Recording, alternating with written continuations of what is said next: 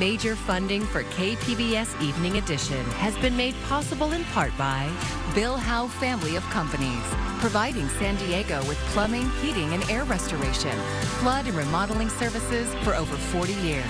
Call 1-800-BILL-HOWE or visit billhowe.com. And by the Conrad Prebys Foundation, Darlene Marcos Shiley, and by the following.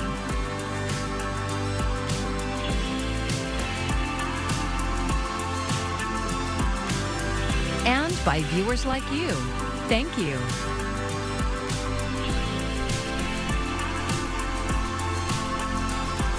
A proposal to create a policy for raising flags on Oceanside city property is raising red flags for some. Thank you for joining us. I'm Maya Trabulsi. It follows the request to display a sanctity of human life flag at the Oceanside Civic Center. And KPBS North County reporter Jacob Ayer is outside City Hall with more on the pushback. Jacob. Hi, Maya. Tonight, City Council is going to consider asking staff about a flag policy, but the thought alone is already causing concerns. Earlier today, we dove into why some members are concerned about this potential flag policy. Oceanside City Council members Rick Robinson and Peter Weiss say they put the issue on Wednesday's agenda after getting an email request to fly the Sanctity of Human Life flag outside City Hall in mid-January.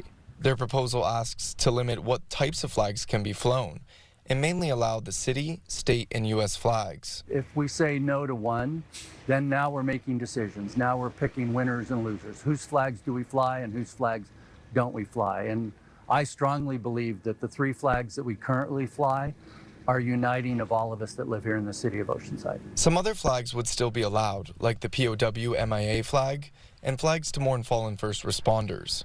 But David Loy of the First Amendment Coalition says proposals for flag policies like this are not so cut and dry and could lead to litigation. The threshold question is whether these flagpoles are being used to express the city's own message, or has the city opened up that flagpole as a forum for private people to fly flags of their choice. A city official says the pride flag hasn't been flown before on a city flagpole or building in Oceanside. But North County LGBTQ Resource Center's Lisa Nava says policies like this proposal are part of a larger effort to silence LGBTQ voices. This is a systematic way that people that want to be anti-LGBT or anti-transgender are forcing the conversation within councils and school boards. Nava says if the policy does move forward, she and her organization are hoping it's revised and inclusionary of both the pride flag and other cultural heritage flags. Her organization had even planned to ask the city to fly the pride flag during next June's upcoming Pride by the Beach event. For now, she says she expects dozens of speakers to go out there and speak out against this proposal when public hearings begin at 6 p.m. Maya? Thanks, Jacob. But what do we know about the person who sent the request that started all of this? So Councilmember Weiss had actually shared that request with us over email. It was from a Mary Davis. We did reach out to that individual, but we have not yet heard back. Back to you, Maya. Thanks for that report, Jacob. San Diego's Affordable Housing Agency is getting a new CEO. KPBS Metro reporter Andrew Bowen says Lisa Jones is the nominee to lead the San Diego Housing Commission. We are here today because Lisa Jones tells the truth. The San Diego Housing Commission administers the city's homelessness and affordable housing dollars. Jones has been at the commission for 6 years, overseeing multiple contracts with nonprofits that provide shelter and assistance for the homeless. Board member Ryan Klumpner says she's compassionate and honest, willing to tell policymakers the unvarnished truth. She tells us the truth about how many people are sleeping on our streets, how many people ask for shelter, but we don't have sufficient shelter to offer them. And she tells the truth, perhaps most importantly, when we make mistakes, and it tells us what we can do to learn from and correct those mistakes. Jones takes the helm as San Diego's homeless population continues to grow. People are getting off the streets and into housing, but even more people are becoming homeless for the first time. We have hard times ahead. We have hard times in front of us right now, and thank you Commissioner Ryan, Commissioner Klempner, for telling the truth that it's not always going to be easy, but we have the right people at our council. We have our partner in Mayor Todd Gloria. We have an executive leadership team that is excited and ready to do the work. One of Jones's first big challenges is a proposal from Mayor Todd Gloria to develop new shelter space on a 5-acre lot just west of the San Diego airport. The space could provide hundreds of San Diegans a safe place to sleep at night, moving them away from the city's sidewalks, parks, and freeways. But the proposal is facing fierce backlash from residents in neighboring Point Loma. Jones has to be confirmed by a vote of the city council. That's scheduled for next Tuesday. Andrew Bowen, KPBS News. Well, we have been talking about those chilly conditions spreading here for the middle half of the week, but we're also going to be talking about those winds really starting to pick up first there across the mountains and deserts, and then those winds are going to be spreading a little bit further west as we head into the weekend. So how gusty are we talking? Well, we'll have the details on that coming up. San Diego County supervisors approved spending another $3 million to help migrants and asylum seekers. KPBS reporter Gustavo Solis says this new round of funding comes after county officials first spent $3 million on migrants in October. Chairwoman Vargas, that motion passes with Supervisor Desmond voting no, all other supervisors being present and voting aye. The 4-to-1 vote sets aside more federal COVID relief money for people who arrive in San Diego. Since September, Customs and Border Protection officials have released 42,000 migrants into the county. Most of them only stay in San Diego for a day or two before moving on to their final destination. The funds are managed by the South County nonprofit SBCS. The county's chief administrative officer, Helen Robbins-Meyer, praised their work. I also want to say that SBCS and the partners that have been out there have done an extraordinary job.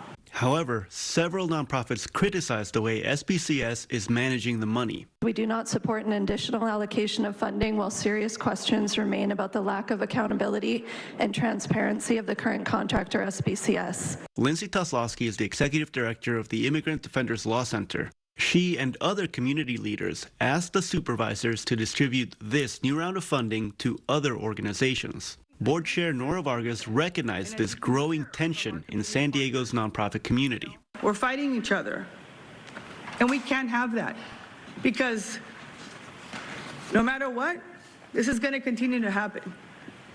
The numbers are not stopping. Vargas says she'll continue to ask the federal government for more money. Gustavo Solis, KPBS News. Chula Vista officials have openly reprimanded a council member who is facing criminal charges. KPBS South Bay reporter Corey Suzuki says Andrea Cardenas has lost a prominent seat on a regional board. A month after being charged with fraud and grand theft, Councilmember Cardenas has lost one of her most influential positions. The City Council voted not to reappoint her to SANDAG. That's the agency that oversees transportation across the county. Given the reality of our colleague facing serious criminal charges, I believe that it is inappropriate to appoint her to the outside agencies at this time. Maintaining public trust is a critical element for all elected officials. The decision to take away the seat was part of a routine vote on the city's SANDAG appointment, something that happens every year. But there's also been growing pressure to remove Cardenas from residents and from the SANDAG board. At their last meeting, several board members said they were worried that the charges against Cardenas would undermine trust in the agency. I certainly respect her right to not resign from the City of Chula Vista Council, but service on outside boards is a privilege that is extended by the members on that council, so it is disappointing that she's here. The City Council voted to give Cardenas' seat to fellow Democrat Carolina Chavez. Madam Clerk, if you could please call the roll. Councilmember Cardenas is absent. Cardenas' Democratic colleagues did vote to excuse her absence at last week's meeting. 4 missed meetings could mean Cardenas is removed from office, according to Chula Vista City Charter. But excused absences don't count towards that total. Cardenas was actually present for both votes, the first City Council meeting she's been to since the criminal charges were announced. She said she understood the SANDAG decision. I want to respect the position that you are all in and the position that I'm in. Okay. And so at this time, I am in agreement with not being on any outside agencies. But on the same day, Cardenas also filed to run for re-election next year. Corey Suzuki, KPBS News. The Pentagon's watchdog says that while the military is effectively documenting investigations into extremism in the ranks, the data is incomplete. KPBS military reporter Andrew Dyer has more on what that means. The Pentagon Inspector General says more than 100 service members were investigated for alleged extremist activity in fiscal year 2023. The finding is part of a series of congressionally mandated reports the military is required to produce in the wake of the January 6, 2021 Capitol insurrection. But the truth of the matter is, we need your help. Upon taking the helm at the Pentagon after President Joe Biden took office, Defense Secretary Lloyd Austin ordered the services to conduct training on extremism, and the services expanded and specified what types of activities are considered extremist. Chapman University sociology professor Pete Simi studies political violence, extremist movements, and hate crimes. You know, years and years of knowing this was a problem, literally decades knowing this is a problem, and still really not having a good sense of how much of a problem it is. The Inspector General says there were 275 allegations of extremist or gang activity in 2023. Of these, 68 were cleared and 69 were subject to punishment. More than 100 investigations remain open. By far, the biggest problem when it comes to extremism in the military is far-right extremism.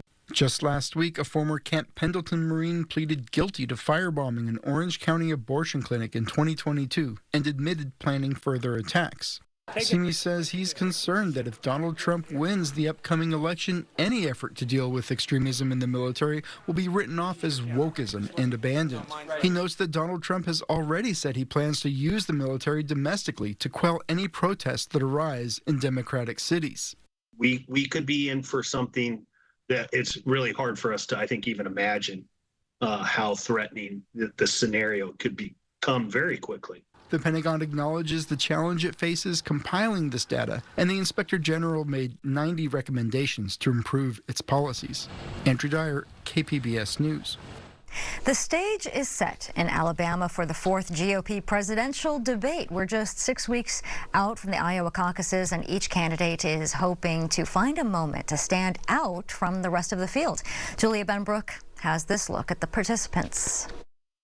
Former UN Ambassador Nikki Haley, Florida Governor Ron DeSantis, entrepreneur Vivek Ramaswamy, and former New Jersey Governor Chris Christie have all qualified for tonight's event. It's the smallest group yet, giving the candidates more time to make their case to voters. More time for these candidates to get more in depth, to either talk about their own issue agenda or to more directly attack former President Trump or even President Biden. Josh Bramlett teaches political public relations at the University of Alabama, where the debate is being held. He says strategically it makes sense for the party's frontrunner, former President Donald Trump, to skip out. Candidates have more to gain in a debate when it is a very close race, when they have to establish their name recognition. But those candidates hitting the stage tonight say they'd like a chance to challenge Trump, who faces an array of legal troubles, head on. I'm waiting for him to get on a debate stage. He can't keep hiding the way he's hiding. Why Donald Trump refuses to debate is just beyond me. I mean, you know, if you're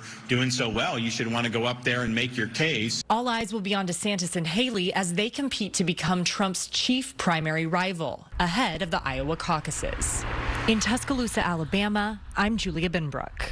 It is time to pursue my passion in a new arena. While I'll be departing the House at the end of this year, I will never, ever give up fighting for this country that I love so much. 2 months after his historic ousting as House Speaker, Kevin McCarthy says he's resigning from Congress at the end of the year. The California Republican was first elected to Congress in 2007.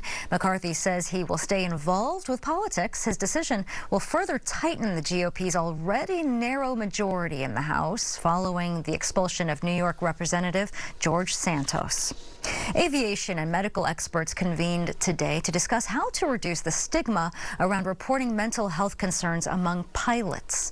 As Karen Kafa reports, the meeting comes in the midst of what is expected to be a record holiday travel season. I do want to acknowledge that this can be a difficult topic for some. The National Transportation Safety Board leading an expert discussion on pilots and mental health. Let me be clear. The safety risk comes from a culture of silence around mental health, not about seeking help. Recent research from the University of North Dakota found more than half of pilots avoid seeking health care of some type, fearing they'll lose their FAA medical certification and their ability to fly. That includes mental health concerns, from which experts emphasized pilots are not immune. They're dealing with their people too. You know, they're dealing with their families, they're dealing with their stresses, and now they're also having to get people to where they need to be during the holiday season, which also can be very stressful. The case of Joseph Emerson, an off-duty pilot indicted Tuesday on 84 counts in an Oregon court, accused of trying to shut off the engines of a plane mid-flight in October, put the issue of pilot mental health front and center. Emerson told police he'd been depressed for months, if not years. His defense team said he never intended to hurt or put anyone at risk. The government looking to balance passenger safety with the well-being of pilots and other aviation workers. It's not just the right thing to do. It's the safe thing to do. What's unsafe is pretending the status quo is acceptable. On Tuesday, the FAA announced a special committee to explore changes to pilot mental health rules, aiming to break down barriers to disclosure and seeking help. In Washington, I'm Karen Kafa.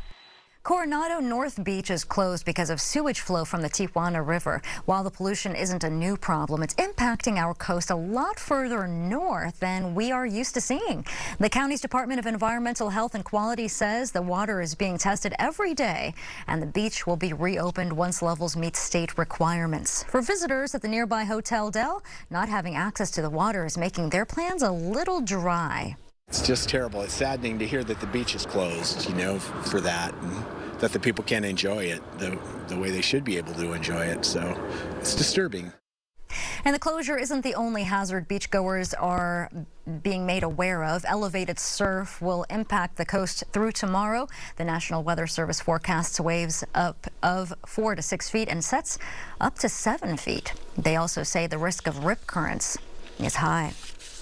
Well, it's the season to think about rewarding the people who help us all year long. But in recent years, holiday tipping has run up against inflation, record credit card debt, remote work, and more. Karen Kafa has a look at the new and old rules for tipping. It's time for end-of-year thank yous to those who make life a little easier. When it comes to holiday tipping, the easiest thing to think is that it's really holiday thanking. It's a time to say thank you to the service providers in your life. Amid high interest rates, rising credit card debt, and lingering inflation, it might be challenging. But as Americans face more options to tip every day, Bankrate's Ted Rossman says they seem to be drawing distinctions with those they see more often. Everything from complaining about the pre-entered tip screens to thinking that we're just being pressured too much and tipping has gotten out of control. I think a lot of people are separating that. Now, maybe some of it is that holiday cheer and goodwill. The Emily Post Institute has a full list of holiday tipping recommendations on their website, emilypost.com. Some examples: for a regular babysitter, up to 1 evening's pay; for a dog walker, up to 1 week's pay or an equivalent gift; for a barber, up to the cost of a haircut or a gift; for a trash and recycling collector, $10 to $30 cash or a gift if that complies with municipal rules; and for a handyman, $15 to $40 or a similar gift.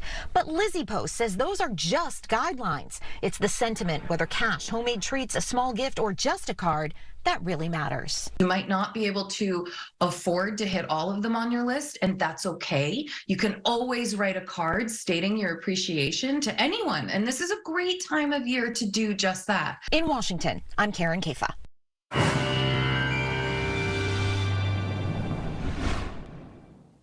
Well, let's start you off with your weather headlines, what you need to know as we head into these next few days. Now, we are going to see the return of coastal low clouds and also some valley fog here into tonight into Thursday. So heads up, you may run into some low visibility if you are out and about doing any traveling. Now, it is going to turn quite windy there in the mountains and the deserts. We're talking winds gusting as high as about 55 miles per hour as we head into the day on Thursday. Then those winds are going to spread a little bit further further west there, and that's where we're going to be talking about winds gusting between 55 to 65 miles per hour. So hey, it is going to be quite blustery here over these next few days. Now tonight we are talking about that fog building again. Lowered visibility is going to be a concern, so just take it easy on the roads if you're doing any late night traveling or even early morning traveling. As we head into the day tomorrow, we are going to be dropping down to a low of 51 there. Oceanside 48, Ramona 40. Now Borrego Springs, you'll drop down to a low of 50, and Mount Laguna 44. Now as we head into the day tomorrow, well, we will see some sunshine. San Diego, you're at a high of 66, Oceanside 67, Ramona 66, and Mount Laguna 51. Now we are talking about some beach hazards there along the coast, extending even up past towards Newport Beach. We do have some rough surf there, so heads up, this is going to be a concern even through Thursday night. Now let's take a look at your next 5 days there. Starting you off there along the coast, we are going to start to see a warm up at least after we did see those temperatures drop a little bit towards the middle and later half of the week. Fog to sun there for your Thursday, 69 there for the high for Friday. We're back up to the 70s there by Saturday into Sunday, staying in the 70s even through Monday. Now further inland, you're also going to see an uptick in the mercury there. We're starting off in the 60s Thursday, Friday, a similar story, and then we're going to start to rise, even flirting with 80 there by Sunday with a high of 78. Now for the mountains, well, you're going to be staying relatively steady here, not necessarily going to be seeing that dramatic temperature swing. It's just going to be mostly sunny and chilly there, highs staying in the upper 40s to low 50s. Similar story in the deserts there, but again, like I told you, it is going to be quite windy over these next few days. Temperatures going to be staying pretty steady in the 60s and low 70s. For KPBS News, I'm meteorologist Bree Guy. And here's another look at today's top stories. A proposal to create a policy for raising flags on Oceanside city property is causing concern for some. The policy asks to limit what types of flags can be flown and mainly allow the city, state, and U.S. flags. However, some other flags would also be allowed. It comes after requests to display a Sanctity of Human Life flag at the Oceanside Civic Center. Public hearings on the policy begin at 6 p.m. The San Diego Housing Commission is getting a new CEO. Lisa Jones has been selected to lead the agency, which administers the city's homelessness and affordable housing dollars. Jones has been with the Housing Commission for 6 years, overseeing contracts with nonprofits that provide shelter and assistance for the homeless. The City Council is set to vote on her confirmation next Tuesday. And San Diego County supervisors voted to spend another $3 million to help migrants and asylum seekers. This is the second time county officials have allocated $3 million to aid migrants. Board Chair Nora Vargas says they cannot keep doing this, adding she will continue to ask the federal government for more funding. Back before electric and hybrid cars were as common as they are now, the emphasis was on fuel economy. One engineer took that challenge so seriously that in the early 80s, he built a car that got unheard of gas mileage. KPBS reporter John Carroll tells us about the Avon Car and how you can see it for yourself. It looks like it came straight out of the future. This is the Avon Car. It would be logical to think you'd find such a special car inside the confines of the San Diego Automotive Museum, but instead it's found here at the Air and Space Museum because you see, the Avon is much more than just a car. It's so streamlined. It's built much along the same way that airplanes are built. We use a lot of actually Boeing surplus components in it. Craig Henderson built the Avon Car. I was working as an engineer out of college, and in college we were building cars at the Vehicle Research Institute. That was in the early 80s. Henderson made the molds and the chassis himself. He'd work on it in the evenings after work, and after 3 years, he was finished. As to the name, a colleague who designed the car came up with that. For you non-French speakers, Avon means airplane en français. It's built kind of like a race car and airplane. And the streamlining is so very important, and the lightweight was important too. Important because the main goal here was getting eye-popping fuel economy. On that, Henderson succeeded, to put it mildly. We started at Dodger Stadium, drove down to the Tijuana border, turned around and went back up to the Canadian border. And we averaged 103.7 miles per gallon in 1986. There's something else about the Avon Car that Henderson was not thinking about when he built it. He calls it the grin factor. I found out what he meant on a drive around Balboa Park. People smile, little kids love it. And maybe with that, they'll be motivated to go into science and technology and engineering and do what I did, think out of the box. The first engine to power the Avion was out of a 67 VW Beetle. Henderson has since swapped that out for a newer engine, and with that, he was able to get even better mileage. That's the thing about the Avion. It's really handsome, and it's a bonus that it gets 120 miles per gallon. When we drove from Canada in 2010, I had to stop for my support vehicle all the time because they were filling up with fuel. We only used 12.4 gallons to go from Bellingham to San Diego. And San Diego is where it will stay for the foreseeable future. It's on long-term loan to the Air and Space Museum, right there amidst all the airplanes. John Carroll, KPBS News. And here's a look at what we're working on for tomorrow in the KPBS newsroom. A new analysis finds nearly 4 times the amount of fossil fuel lobbyists at this climate talk compared to the last. NPR's Morning Edition has more on how the oil industry presence is being felt at COP28. And KPBS Midday Edition is getting you ready for the weekend with a preview of arts and culture events. And you can find tonight's stories on our website, kpbs.org. Thanks for joining us. I'm Maya Trabulsi. Good night. Major funding for KPBS Evening Edition has been made possible in part by Bill Howe Family of Companies, providing San Diego with plumbing, heating, and air restoration, flood and remodeling services for over 40 years. Call 1-800-BILL-HOWE or visit BillHowe.com. And by the Conrad Prebys Foundation, Darlene Marcos Shiley, and by the following.